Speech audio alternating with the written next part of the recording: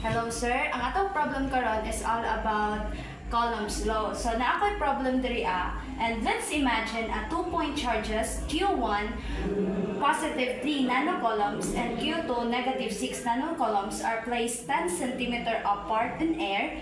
Let us calculate the magnitude of the electrostatic force experienced by each charge due to the other. So, atong i-calculate ang electrostatic force nga present sa ilang duha kay bali sir. So, para madali ta sa ato kay ang iyahar man gipangita is ang magnitude, unsa ang magnitude sa force. So, atong gamiton ang Coulomb's law which is kani siya nga equation which is magnitude of electrostatic force is equal to the key constant of coulombs times the i-times nimo ang duha ka point charges nga present over sa ilahang distance which is given as r. So mao na siya. So sayon na kay naa naman present si Q1, present si Q2, and also present si R. Ato lang buhaton is atong i-convert si R from centimeter into meter. Kay kailangan man atong gamiton diri is into meter, dili siya centimeter. So diri ana te. V is equal to key.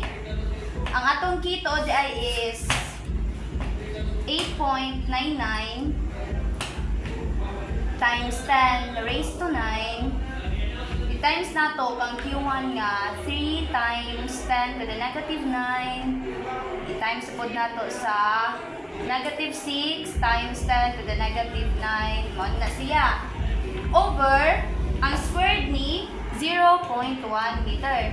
And pag imo ni siyang i-input sa calculator, ang mo gawas nga answer rounded off by.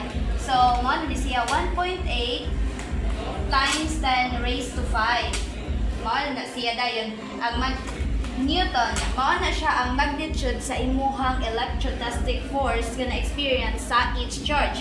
Kay vice versa naman siya. Kung point nga magnitude naman diri pero if naay concern kung asa iyang direction since positive diri and negative diri which means ang direction ani electrostatic force is attractive siya sir, like opposite sa flux. Mao lang na siya sir. Thank you.